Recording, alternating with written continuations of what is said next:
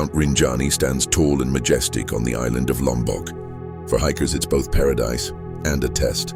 Its trails are challenging, its views breathtaking, but behind the mist, there's a story not everyone knows. 5 university students from Jakarta arrived at Sembalun: Rama, Diane, Vano, Hesti, and Bagas. They were all experienced hikers, but this was their first time climbing Rinjani. The night before the hike, they stayed in a modest homestay. An old warung owner gave them a warning: don't leave your tent at night in Plawangan. Sometimes something not from our world joins the climb. Bagas laughed. If I meet it, I'll ask for a photo, he joked. The others stayed silent. That night, Rama woke up. He heard the dragging sound of a backpack outside his room. When he peeked through the window, there was only an empty yard and a thin mist hanging like a curtain, waiting to be pulled aside. The next morning, they began the hike. The savannah stretched far and wide. Tall grasses swayed in the wind. The sky was clear, the mood was calm. But near post 3, something changed. Hesti felt there was an extra pair of footsteps behind her. Heavier, slower, and never overtaking. When she turned around, no one was there, but the sound was clear, like the footsteps of a man carrying a heavy load. At Plawangan Sembalun, thick fog suddenly descended. They set up their tents near the cliff edge. Normally they'd have a stunning view of Sagara Anak Lake, but now it was hidden in mist. That night, the air felt dead. No insects, no wind, just silence, so deep it made their ears ring. At exactly midnight, Diane heard her tent zipper slowly open. She sat up straight, switched on her flashlight. No one was there, but on the dusty ground, clear footprints led toward the cliff and vanished. By morning, one of them was missing. Hesti, her tent was open. Her jacket was left behind.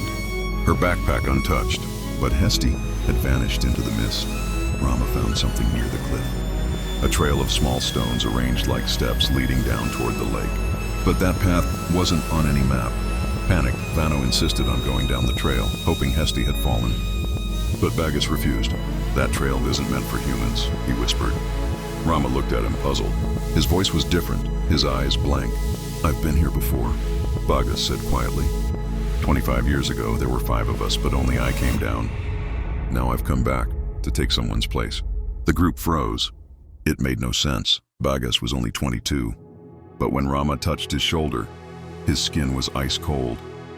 His eyes looked tired, distant. Then Bagas stood and turned toward the lake. Ari Wijaya has waited long enough, he said. Now, he wants a friend. Without another word, Bagas stepped into the fog. He followed a trail that didn't exist and disappeared. Rama, Diane, and Vano descended in a panic. But when they reached base camp, the ranger saw only 2 people. Wait, where's the other one? He asked. What do you mean? There were 3 of us, Vano replied. But when they turned around, Rama was gone.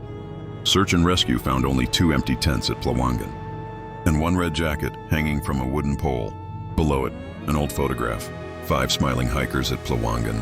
One of them was Ari Wijaya, the bearded man who vanished in 1999. But 2 of the other faces looked eerily familiar.